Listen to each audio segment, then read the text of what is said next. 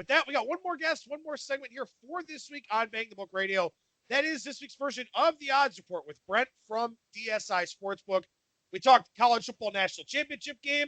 We talked all 4 wildcard weekend matchups in the NFL. So a lot of good stuff here on this week's version of the Odds Report with Brent from DSI Sportsbook.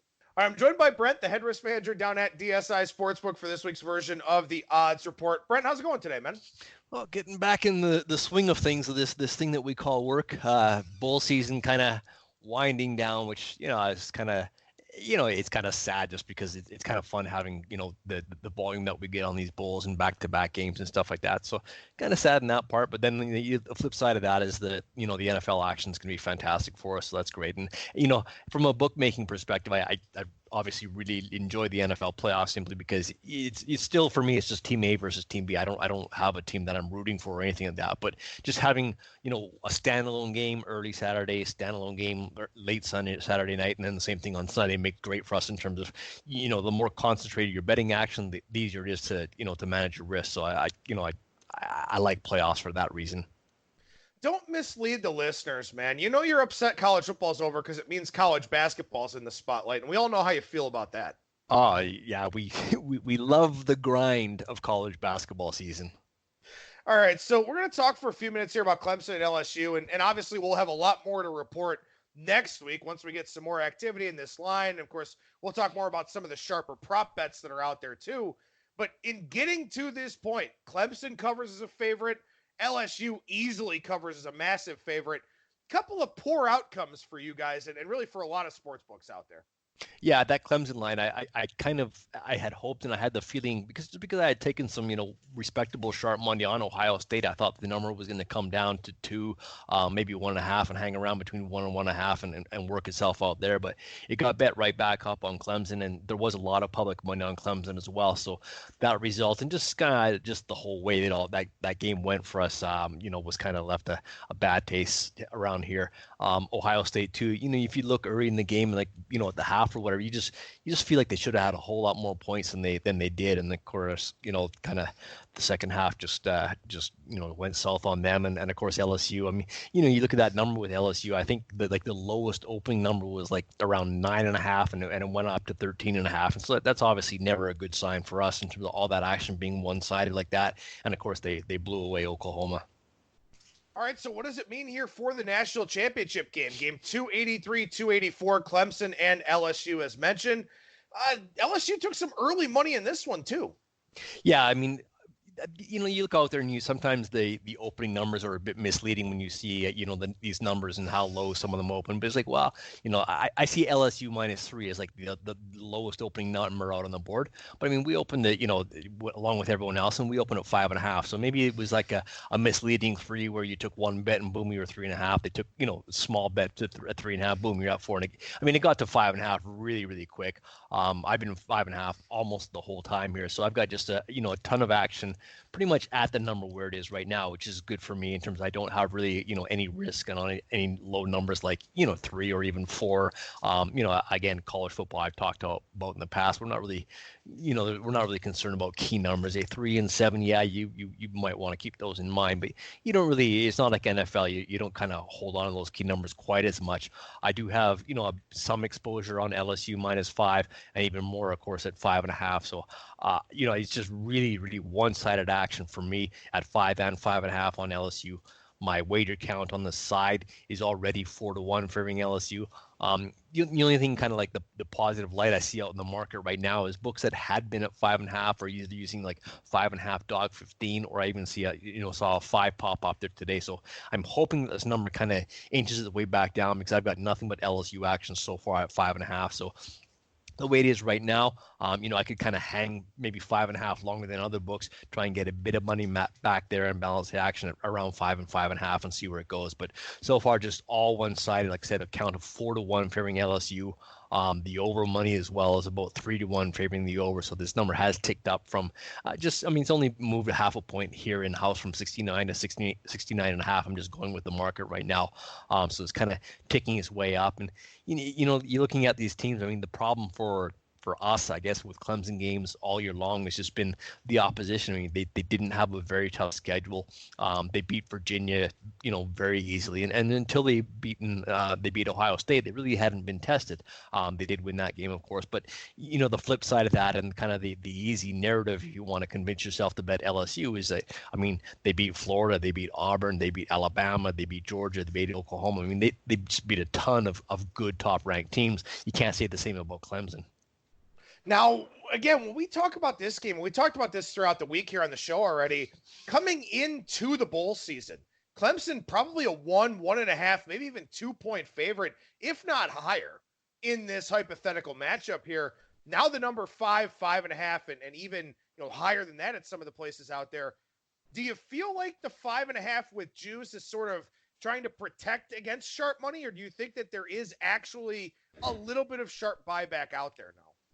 My feeling looking into things is there has been some sharp buyback on Clemson. I mean, sometimes, like, we've talked about before, you're throwing a number out there that, what you want to do when you throw the number out is first off, you want to get the number that encourages the most action, and you want to do that where you can still kind of manage risk and keep that game within your risk profile and be relatively balanced. You're never balanced on a game, but be relatively balanced.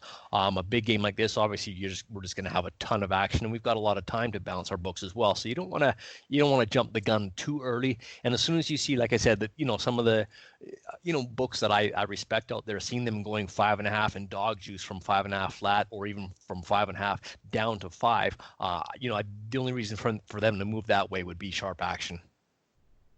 Now, one of the things that we talked about again, and something you and I talked about before we started recording here, I mean, this is basically a version of the Super Bowl. It's obviously the national championship for college football, but also the extensive prop betting catalog for this thing.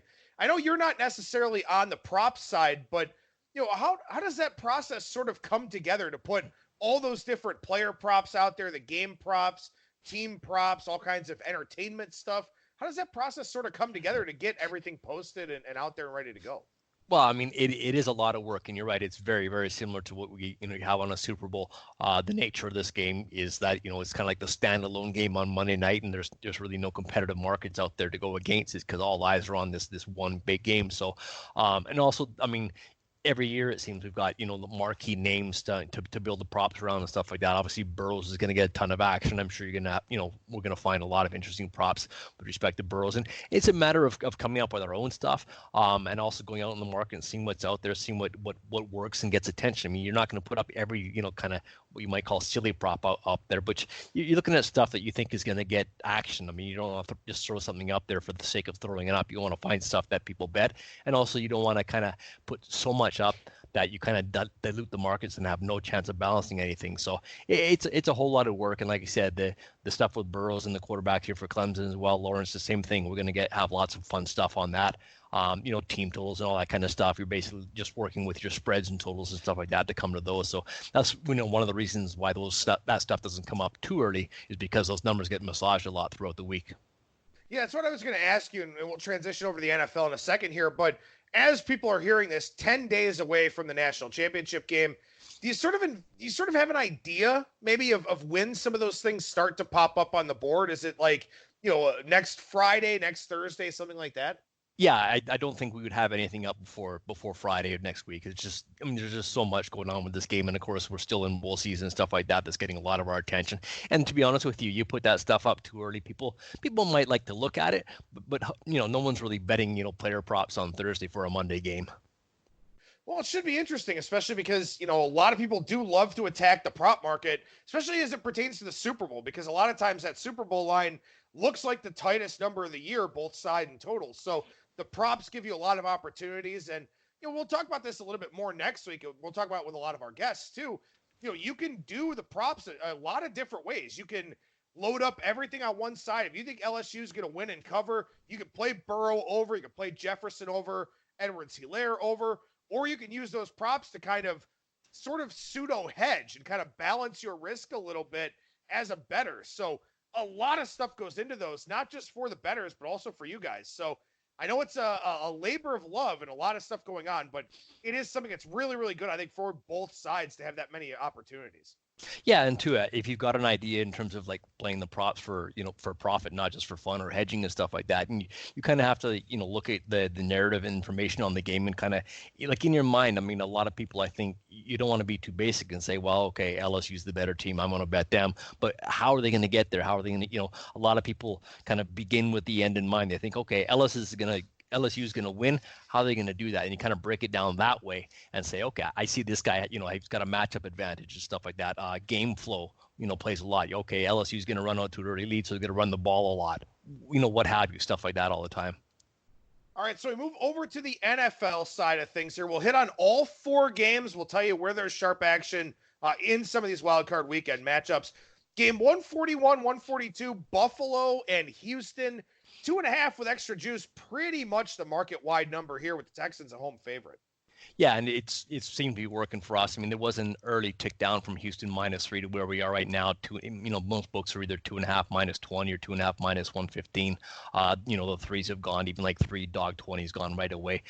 Count wager wise, almost dead even on this one, which is real nice. The total has ticked up in house from 41.5 to 44 where we are right now, and I just think that was a properly corrected adjustment up to 44. I think this number is probably going to work right now.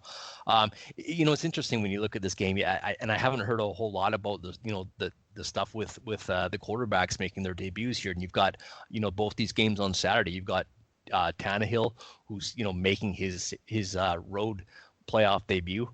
Or his playoff debut on the road, and same with Allen. This is his first playoff start, and he's on the road as well. And I think sometimes that's got to be factored into people's minds, and it just really hasn't got a whole lot of play yet.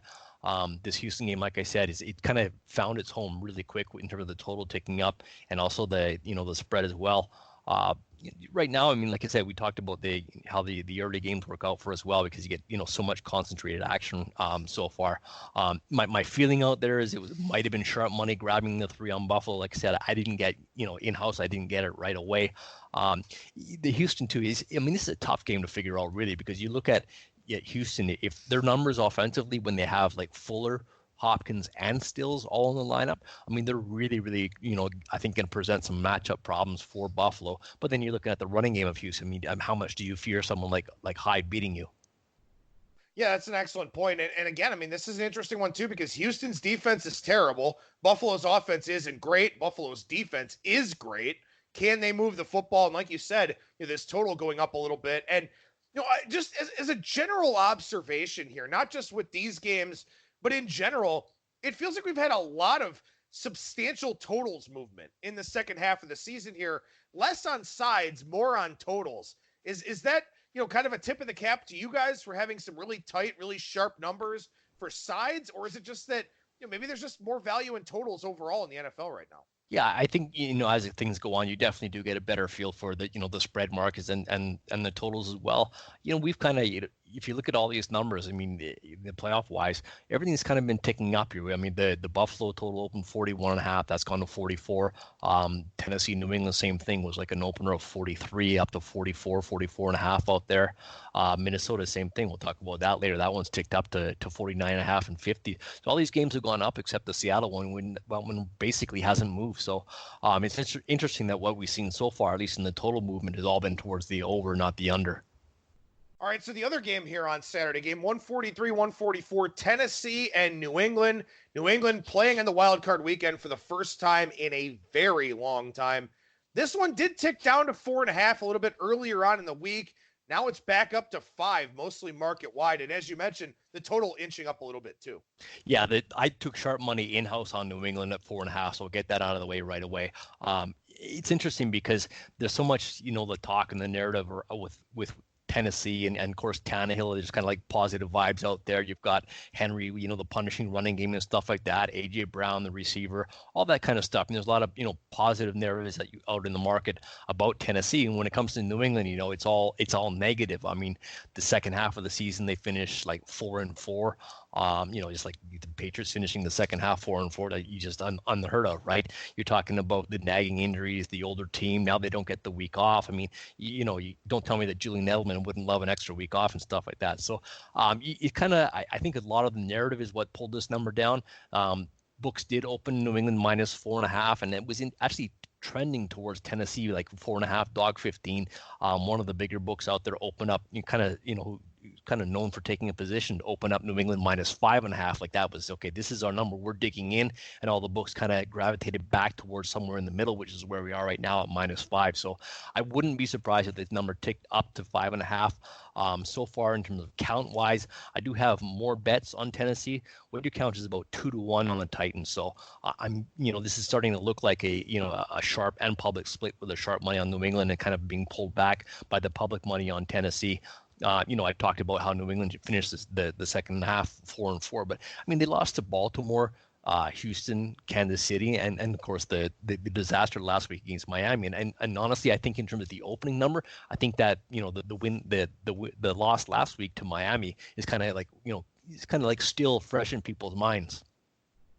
I mean, outside of maybe a Super Bowl, I for the life of me cannot remember a sharp versus public split in a New England playoff game where the public was on the opposite side. It's amazing. I mean, I would, I don't think I'm going out on a limb when I say that's never happened. I might be wrong, but I can't see that having ever happened. We've always been loaded Patriot money, and hopefully this time around we won't be. My question here on this game is on the total, because I like the under. Not that I'm a sharp guy by any means, and I would never claim to be. I like the under a little bit here. Do you feel like this one comes back down a little bit, or probably not? Probably not. I think 44.5 and 44 is probably where it's going to sit.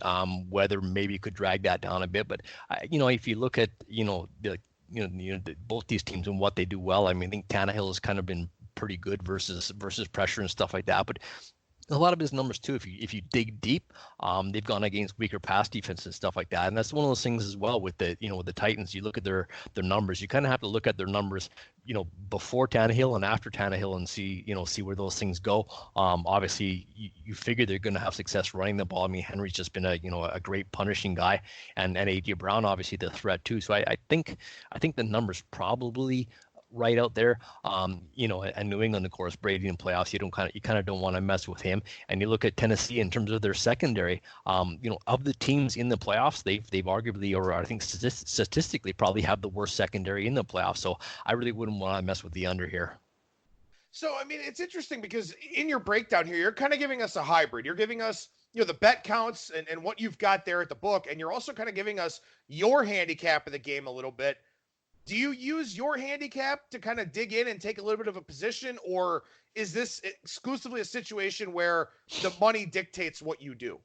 The money pretty much dictates what we do. What I kind of try and do, and I would say do well, is that I have a good feel in terms of where the number is going to end up, and I kind of keep that in mind in terms of where my action is going to come and who we're going to need and stuff like that. So I you have to respect what's out there in the market, but you also have to have a good profile in terms of your own customer base in terms of managing that risk. And if you have a feel for where your guys are going to go and a good feel for where the market's going to go, you kind of get there faster. So that's kind of, I just put in my own input in terms of handicapping and stuff like that. I do look at stuff in terms of how I think teams going to move the ball and who's going to do what. A bit of analysis in terms of your offensive and defensive matchups and stuff like that. You look at situational things and stuff like that. So the rest and teams who don't have rest, offensive versus defense matchup. We talked about the analysis, and then you also want to get your information in terms of injuries and stuff like that. So that plays into it more than anything else. I don't go as much into the narrative things in terms of like, New England's an old team, they needed the week off, all that kind of stuff. I don't fall into that scope of handicapping as much. All right, so we go over to Sunday here. We start in the NFC with game 145, 146, Minnesota and New Orleans. This is a high number and a high total. Tell us what's going on with it. Yeah, I mean, the numbers ticked up, and you kind of expect public action to go over New Orleans games, even though statistically New Orleans has had a decent defense this season. But I did take sharp money on the over this game as well. So over 47 is where I got it here. I believe the initial lowest opening numbers out there were 46 and 46.5, which I think were just low numbers.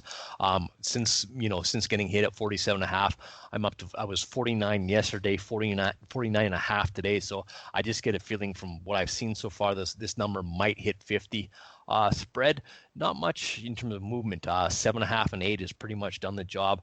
No surprise that I've got a slight count favoring New Orleans with them at home. I do have a countable 5-1 favoring the over, so I got public money going that way as well. So count on New Orleans on the side, count on the over, which probably is no surprise at all. And I think, this game sets up as well. You're talking about, managing risk and stuff like that. It's interesting in the playoffs, especially when you get, games like this where on one hand, you do kind of want to protect against the secondary markets, and looking at this game right now, I can tell you I'm going to get a lot of teaser and parlay action on New Orleans, whether it's New Orleans on the money line or New Orleans and teasers. People are going to bring that number down from 8 down to 1.5 or 1 or what have you. So they're going to take that number below 8 for teasers for sure.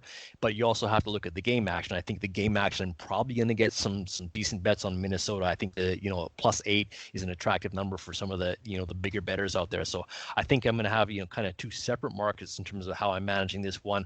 The secondary markets in terms of parlays and teasers are going to be heavy on New Orleans, and I'm probably going to even out my straight bet action on this one.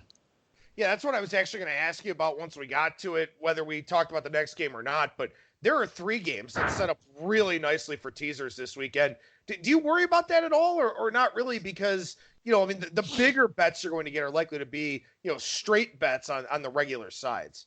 Yeah, I mean, you do worry about it, but you can't really, hedge too much against it in terms of managing. Now, this happens to be a number where, if you open up anything less than the touchdown on New Orleans, it's just a number that's just too low. So you knew in terms of balancing action on the straights, you're going to have to be between 7.5 and 8 for sure. So it's decent for us right now in terms of getting two-way action. The early action, the bigger count that I took was at 7.5 and 7.5 with juice. But I just think this number is probably going to hang out where it is right now. And again, part of that is going to be due to secondary markets. I think sharper money is probably going to be on the Vikings here. I think this number is just a bit too big. And again, part of that is, talk about the narratives in terms of the negativity with Cousins and stuff like that, and not being able to win a primetime game and all that kind of stuff. So I think that's kind of what kept the number where it was, and also kept the number on the total a bit lower. I think people are kind of reading too much into that. Where you get advantages and looking at Minnesota and stuff like that in this game is when you get more on the analysis and stuff like that in terms of how Minnesota is going to handle the pressure, where they succeed, how Brees succeeds and stuff like that. And you look at New Orleans and how they've had success with the passing game, and it's not typical Brees stuff. He is an older quarterback. He doesn't have as much success with the deep ball like he had before, but obviously he's very good at the short routes and stuff like that. So you can easily make a case for both these teams having success. And again, like I said, there's a lot of talk about Cousins, but that Cook is going to be ready to roll, and Cousins of course has a lot of weapons to go to as well. So I think things are going to set up well for him. And if Cousins, where he succeeds as well is kind of like play action and rolling out of the pocket and stuff like that, which obviously gives his receivers more time to get open and get deeper as well. So I think Minnesota actually might be the team that has like the more explosive plays, and New Orleans on the other hand is kind of like TikTok the way down the field and score. So I kind of agree with this number, and again I think it was just the negativity surrounding Cousins and Cousins being prime time and Cousins being on the road kind of holding this number low. But again, the turf in New Orleans obviously sets up for a faster paced game as well. All right, so we're going to game 147, 148, the last one here of the wild card weekend. Seattle, a road favorite against Philadelphia. Road favorites in the wild card weekend, relatively rare, even though you expect the wild card teams to be pretty good usually. Not a lot of road favorites for wild card weekend, but we do have one here. Are we going to continue having one, or is there a chance that we get down, maybe closer to pick 'em here? Well, this game it's messy, and it's messy mostly because of the Eagles side of things and because of the injuries that they've had. They're just kind of generally disrespected in this case, even though they are the home team in this game. But you look at Seattle, and there's just a lot to like about Seattle in terms of Russell Wilson and stuff like that. But these teams played, I think it was 6 weeks ago. And basically the exact same thing happened in terms of the line. Philadelphia opened up a small favorite. Seattle closed a small favorite as well. I think that was like memory holds. I think it was like a 17-9 final, something like that. It was the Rashad Penny game. I think Penny ran for a ton, like 125 yards or what have you. He broke out that game, and of course Seattle had Penny. They had Carson. They had I can't remember the backup running back, Procise, I guess it was, who's gone as well. And they're talking, you look at the running backs right now. I don't know if they looked at Collins this week. Remember Collins from the Ravens? I think he came in this week as well. Lynch is there, of course. So they're just a mess, I think, in terms of their running game. But really, the injuries on the Philadelphia side is where things get really messy. And I think that's kind of what's going to, if anything swings this number, it's going to be Philadelphia getting healthy. My count is about 5-1 favoring Seattle. They got just a ton of money that way.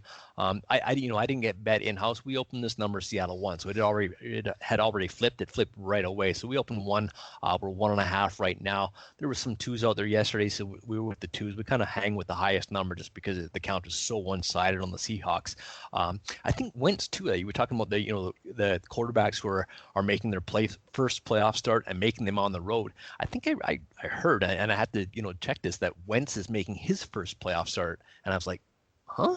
And I went and searched Wentz's playoff stats, and he didn't have any. I'm thinking, oh yeah, it was Nick Foles magic. It was. It definitely was. Appropriately named Big Dick Nick, I guess. I'm kind of astonished to hear it's 5-1 Seattle money. I mean, have we just not seen the Philadelphia money because of the injury report? I mean, do you think it's coming? Well, I ask you, who are Philadelphia's starting wide receivers heading into this game as of today? Me and you.